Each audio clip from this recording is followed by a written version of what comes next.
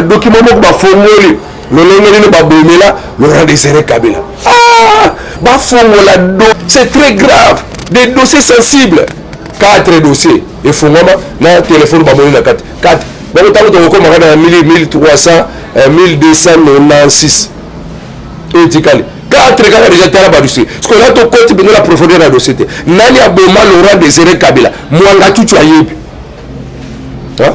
Bote na bino baso balandi ya chaîne na bino bolingaka mingi la voix Céleste Yoka Base de ande boyokelaka maebele oyo ya ba analyse to kundolaka maebele e ko sala magana kati ya mboka na biso. En tout cas lelo toza na mo ba actualité belé o ba titre belé bi na kati ya ba journée ya mkolelo tozali le 6 avril mokolo papa Simon Kimbao, Fumu Simon Kimbao, prophète Simon Kimbao, abotama.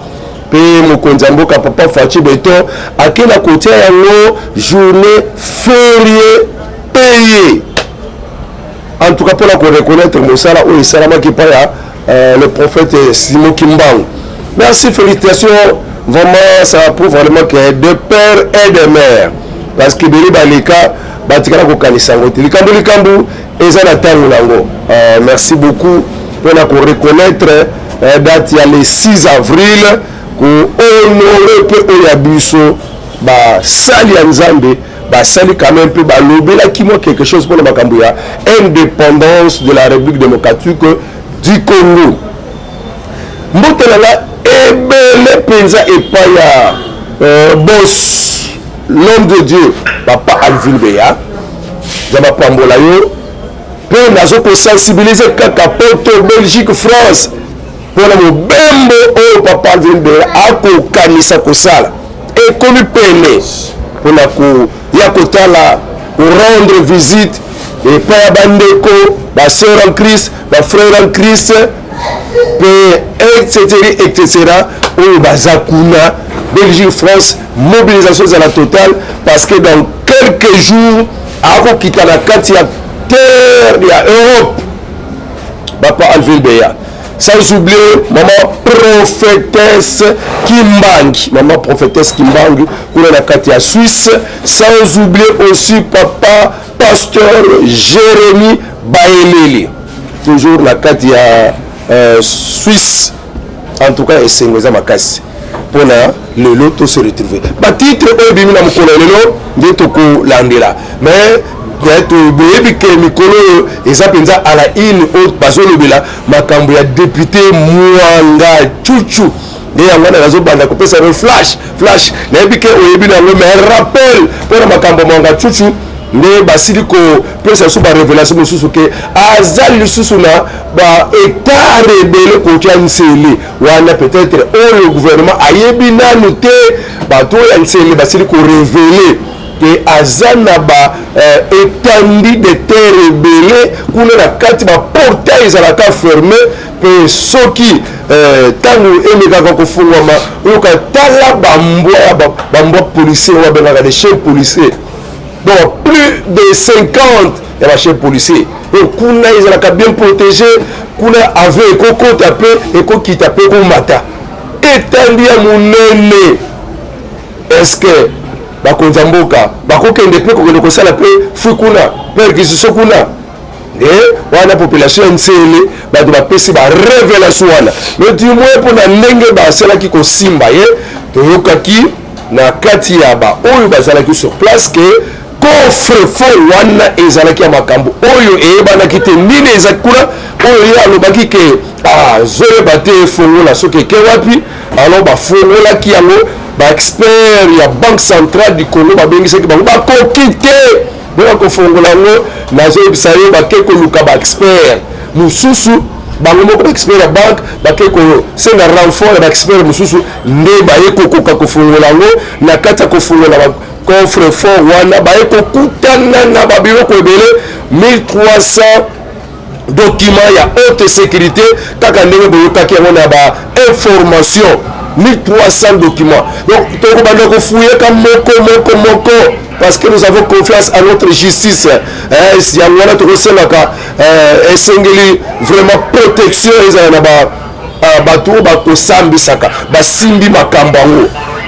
parce qu'il y a déjà des injonctions, il y a déjà des et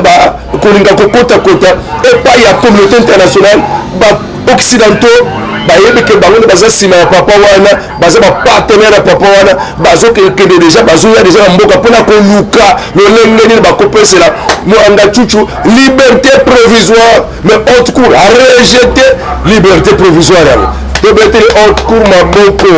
Ne soyez pas séduits na ba dollars ya ba occidentaux yangwana Sarkozy ayelaki pona makambo wana mais pour mokonzi mboka mpe aboyaki kutu kokondima makambo na ye yango wana asila kokende na ye sans kosala déclaration mais baebele bazoya butu mpona kolinga kaka kosengela Mwanga Chuchu liberté provisoire ke nzoto ekobelaka aza na makoki te ya kovandaka na kati ya prison mais ntango bafongoli 1300 documents de haute sécurité bekomona document moko bafongoli lolenge nini babomela Laurent Désiré Kabila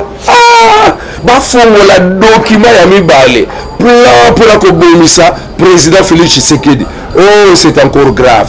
Batala na kati kuna document ya misato bazofongola ndenge nini Mwanga Chuchu asala commande ya 300 conteneurs ya minduki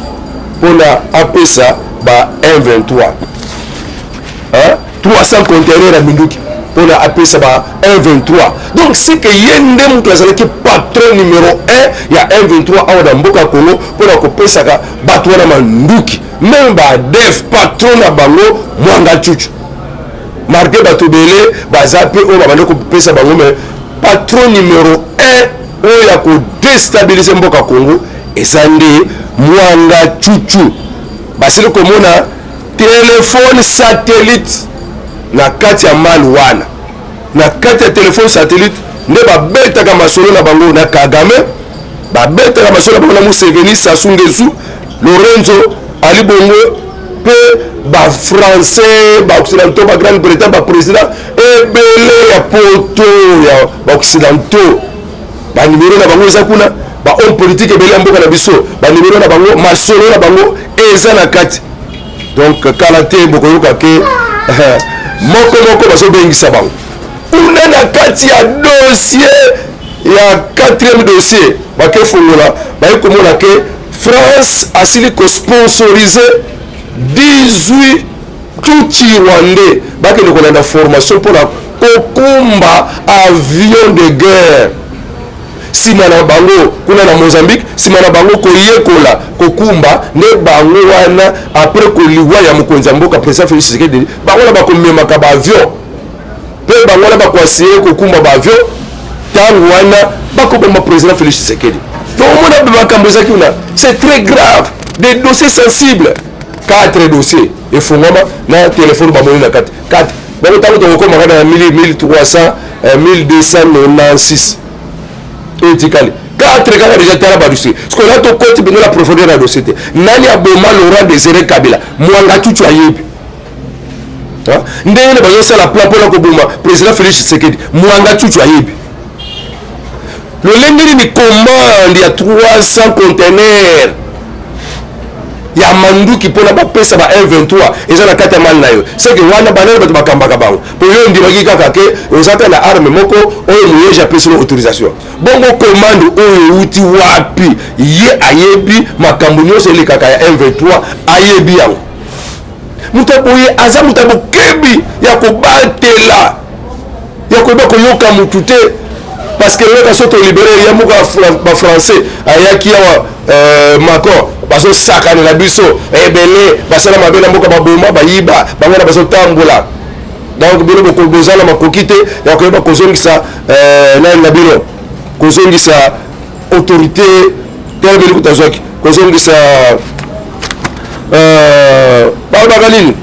donc tozoko kozongisa mboka na raite tozoko opesa mboka penza mboka ezala penza la bokonzi na souveraineté pardon kombo na zuluka donc tozoko kozongisa souveraineté na biso te totalaka bango batambola sikoyo mutu aboye oyo alingi kobomelanga mokonzi ya mboka président Félix Tshisekedi akende kaka boye. En tout cas bosécuriser bien bajuge wana na cour ko ale bavandi te okovanda so na makala te balobi jamais na ndolo bon de akutaki na ndolo sous haute surveillance bakokontinue tokolandelaka makambo ndenge bandokelele ndenge kaka balobaka bacatcher américain que au prochain numéro la suite au prochain numéro. Mais makambo mwanga chuchu asali, ne faites pas ça chez vous, c'est très satanique, c'est très diabolique. Au Congo mutakozwa valeur azate pour batoyo tozwa boya kovanda to yamba bino tozala mabete boya mboka bolingi koma ya bino boya mboka bolingi kobanda kosala n'importe quoi boteka bosalela nyonso bino bovwami botiki mboka bobola. En tout cas on est en information liboso topesi bino wana makambo baka chuchu entre parenthèses toke na batitre apparu oyo bimi na kati ya mokolo lelo le 6 avril mokolo kobotema ya papa Simon Kimbangu prophète ya RDC asala fierté ya mboka na biso asalaka ko prophétiser pour na makambo e ba événement ebele to mona lelo c'était déjà prophétisé Congo eloka makasi. Oh na kati ba titre ba journaux ba siko koma ba rebelle M23 bazo renforcer ba position na bango na Kibumba bazo kosela kobima kote Bunagana bazo kosela kobima kote ya Masisi mais kote Kibumba bazo renforcer renfort ya ba armes renfort ba munitions renfort ya nyonso esengeli oyo koma bango na victoire ezo utana na Rwanda vers Yobaye vers donc on dirait ba frontière ezalaka nango ya mboka Congo te Rwanda ko mituka na ye ayi ko sopali militaire na ye ba kote na bango babimi. En tout cas papa Jean-Pierre Bemba sala musala président vraiment yo ozana makoki wana leadership wana ya koyeba koloba non eloko kosala maboyete vraiment c'était un bon choix et pas mokonzi ya mboka Faci Beto en tant que moto aza na likabona ya pastoral esengeli azala bato moko baza ke bato moko sikoyo baza vraiment moi logique moi commande et puis bazoyoka atindi mpe azotala nsima te esengeli esalamaka ndenge alobi donc baana leadership mo mabakasi bakoloba mpe ke soki mpe osakani na abeti yo. Merci pour la show ya papa Jean-Pierre Bemba kozala pembeni ya mokonzi ya mboka parce que biloko wana en tout cas ekotika la kolekate et pas papa Jean-Pierre Bemba soyez à côté de notre président pasteur président Félix Tshisekedi oya tonda na monument de démocratie alors yo lokola tangu susu biso tobona pe papa sala le yo boye papa kangata ko kangata mtozo finga yo biso moko sala ka biso passe mais ye a tourna na démocratie oya yekola la poto ya ngo papa Jean-Pierre Bemba lokola ye ndenge kotere muso pe na IGF papa lingete aza wana ye azoko tia pression pour na mbongo ezala mobilisation recette esalama côté pe ya défense en tout cas toza des sengo alors tozokende lokula ba M23 bazoko renforcer nde tozoko alerter gouvernement congolais FRDC tellement papa Jean-Pierre Bemba bakoti tozoko alerter bakoti na Kibumba bazokosa bato babimi wana mascarade donc babimi kuna baye kote oyo mpona bayeba kokateke kaka Goma même na Mirago manduki ebeta kilobi bango wana baza na posa kaka bakota Goma donc tokosa bate oyo bazobima oyo tokoti ba force régionale baza na Kibumba même koto bakenya bavandeli bakoto bakenya bavandeli na Kibumba kote 3 antennes bango baye kolona manduki na bango parce que bazotimolaka bamabulu bazokundaka mabulu moko boye donc eza lokola tio moko na kati ya se mabele bakundi minduki ale bafiliki matiti bango moko bakoti na bona kati lokola baza te metango bokola kimile boye na butu babimi babandi bitumba bazosala bongo alors biloko wana batie baarme lourde même côté baeasi ya kenya bavandeli bakoti sikoyo bino boza soki bamaintien de la paix banguna bakoti baye koinstalle baarme lourde na bango baza baposa bitumba bino bozotala bango kaka bongo alors quelle est votre importance, quel est votre rôle yango bato papa mokonzi bakende na bango donc balobi barebele na titre ebimi ya bajournée ebimi kola lelo barebele barenforce baposition na bango na kibumba na baarme na batroupe oyo ezowuta na kati ya rwanda basili kocrese bafusilier do mabulu wana oyo babombamaka bato basola babombamaka kuna na minduki na bango et ils ont placé des armes lourdes dans Kibumba même du côté où l'EAC est installé au niveau de 3 antennes wana na sigloba wana titre bibi nde na meki ko commenter muke parce que ba titre no sur la principale oyo bibi lelo na meki pe ko commenter pour na ba kongomani ba yeba pe yo pe ko tema commentaire to na ko pesa numéro na nga téléphone yeba na ko pesa commentaire na yo lobi na ko ya pe na ko beta opinion na yo wa analyse na yo na ko ya ko loba ke ya tel analyse na ye asalaki mpona problème tel elekaki mokolo tel eza nde boye toke na deuxième sujet oyo esili kobima banda eza nano à la une ezoleka nano vraiment eza en vigueur les troupes ougandaises les M23 sont encore visibles le chef d'état-major Jean-Pierre Bemba abengisaki chef d'état-major ya Uganda wakokambaka mapinga ya Uganda mpona apesa explication bato ndenge bakoti kuna bakosala combien de temps makambo na bino na mutu na bino bokanisa nini parce que bino boye mpona kobanda koloba nano ke biso toye mpona kobunda te toa force d'être en contradiction na oyo Kongo akanisaka mpe alobelaka bana na ye te force wana baza offensive et puis bobandi kosala lokola kovimba kodicte kosololaka na ba E23 kokanga bafoto on ne sait plus rien comprendre beaucoup pekisaka ba FARDC bakota kuna te papa Jean-Pierre Bemba ainterpela yakawa baye elongo na Christian Chiwewe chef d'état-major na biso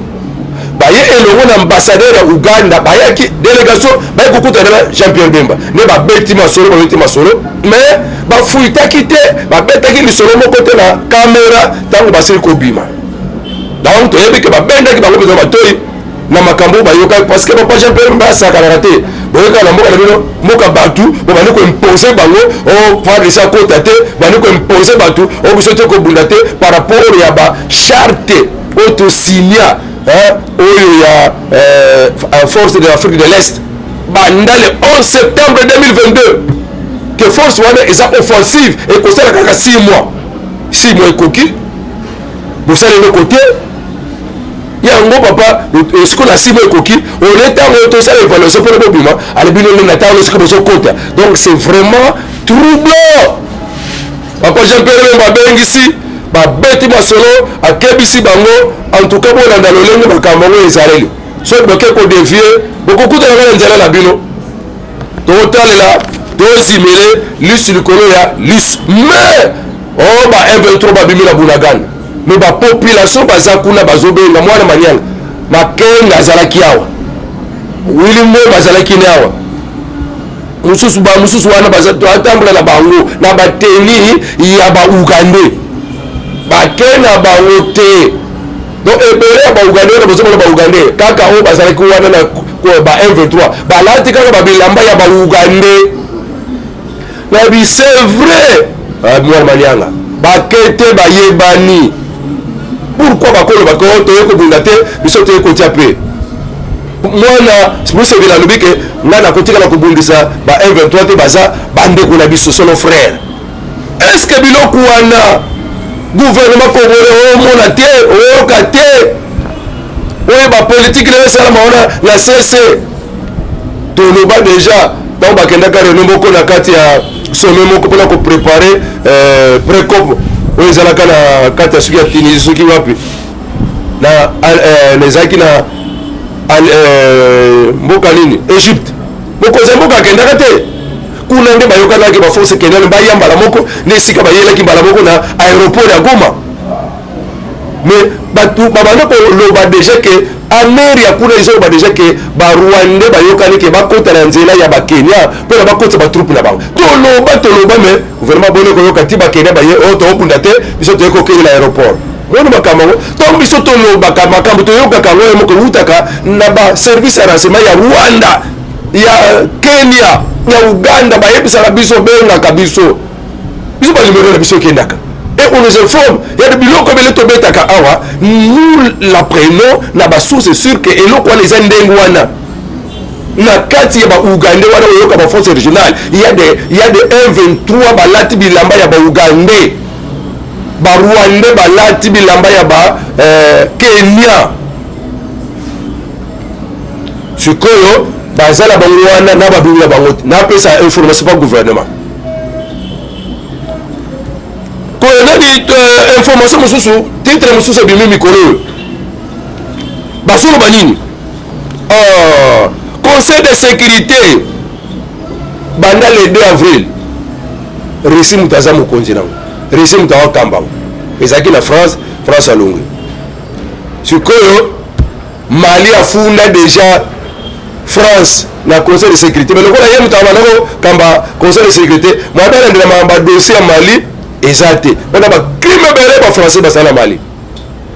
sikoyo bato baza kose pose la question est ce que lokola Russie ekomi wana bakotraite situation wana mais Russie alobi ngai mikolo efo nabengisa réunion ya conseil de sécurité tolobela makambo ya RDC makambo ya Grand Lac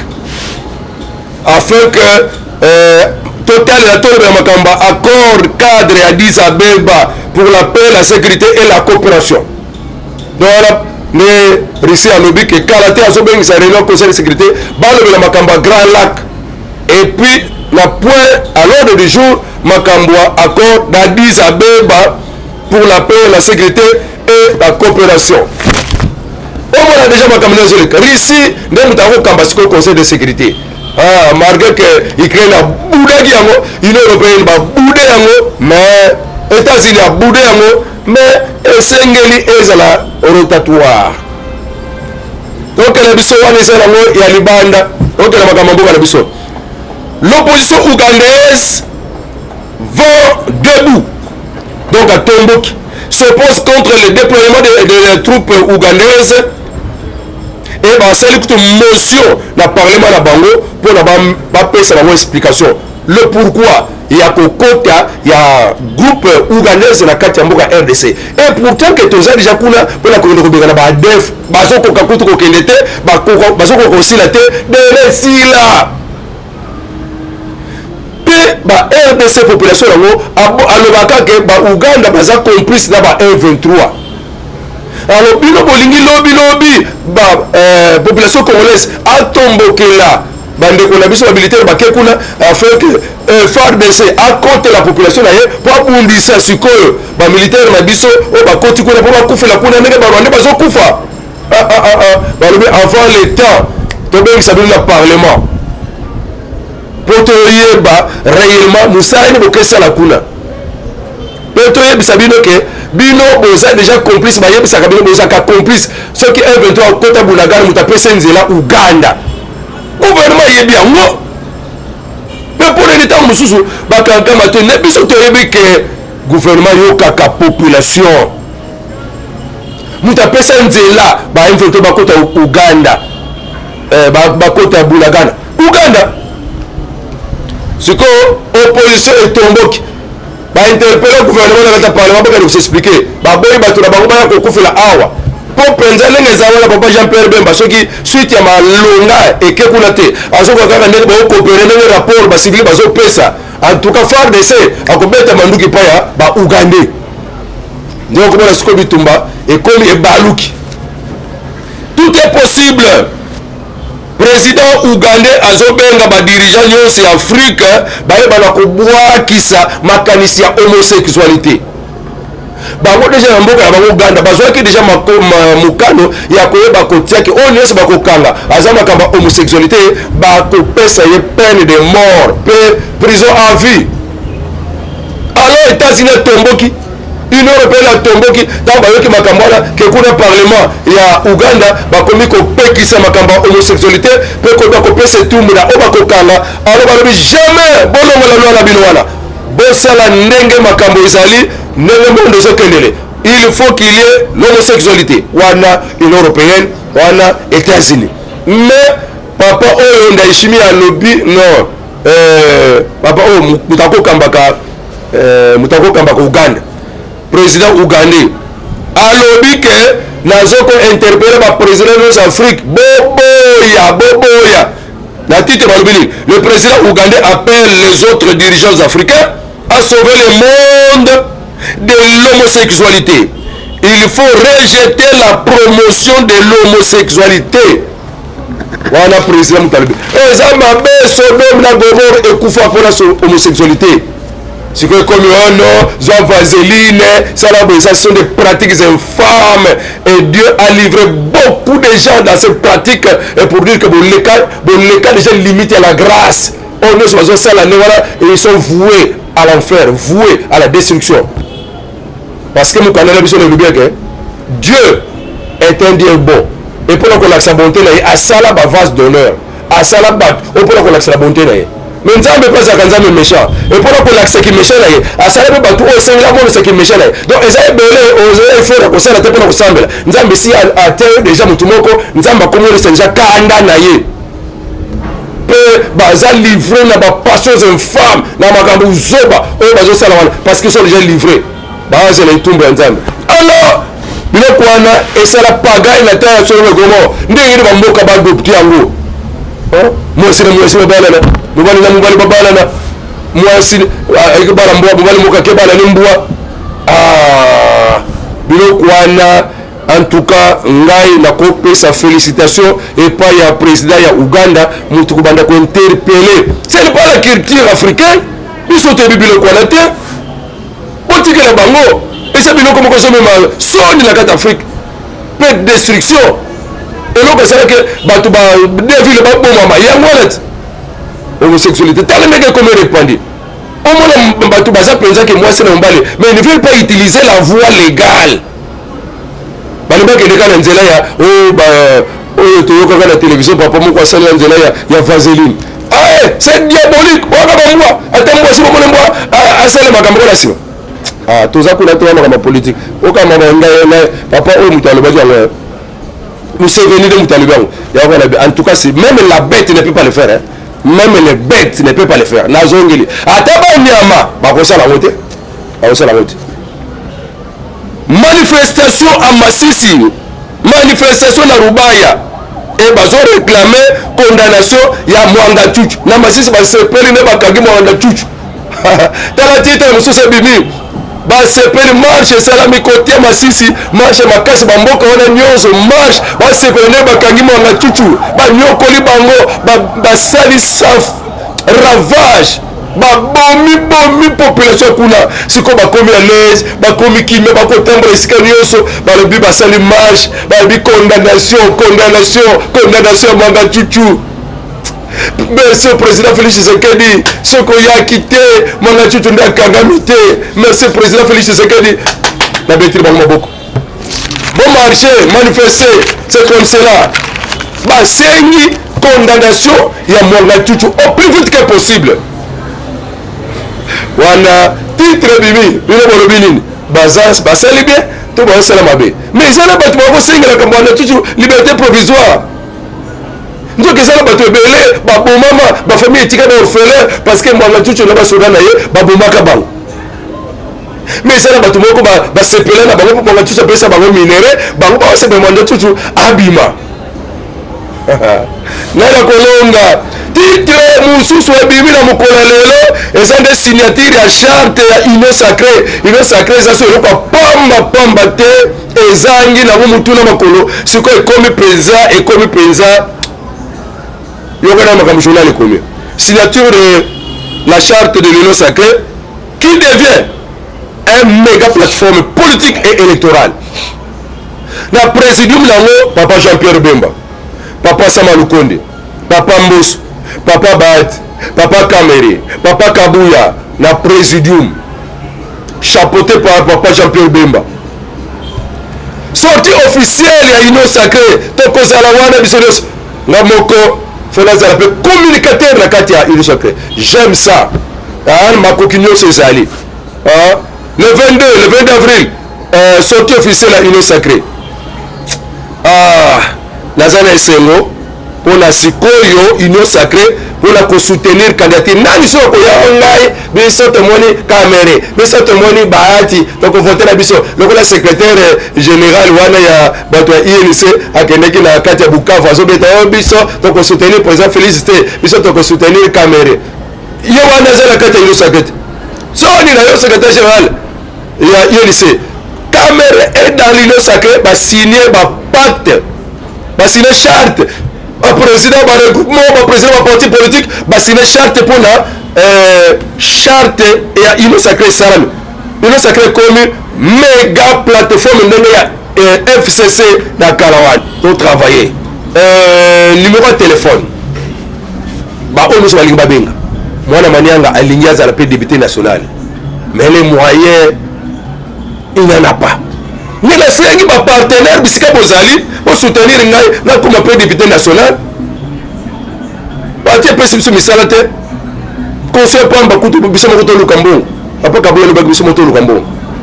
Bali kumaka. Alors j'invite à tous ma partenaire bovali wala pour soutenir moi manianga financièrement pour la comme député national. En tout cas vous serez les bienvenus. Tout ça les gens vont comprendre. Les gens vont inventer tout comme banamo mais lobby et cause à la pub. En tout cas popularité on en a. Ce qui mbongo wango. Wow. On a la popularité. Donc, papa me conseille pour ça à son majorité. Donc, on a essayé vraiment partenaire et si vous allez nous soutenir la manière dans la carte d'élection comme appelé député national. Alors, numéro on a plus de 53 89 92 51 866 la souka 089. Donc, plus de 53 89 plus 243 89 92 51 866. Benganga tout beta lisolo escapé aux aliments quelques soutiens financiers matériels et vous allez le bienvenue en tout cas avec Dieu nous ferons des espoirs. Le pays le Congo c'est pour le Congolais. Dieu nous a envoyé le président Félix Tshisekedi afin d'accomplir sa volonté. Un jour Tshisekedi passera mais Makambo Tshisekedi a continué comme ça restera. Merci, au revoir, à la prochaine.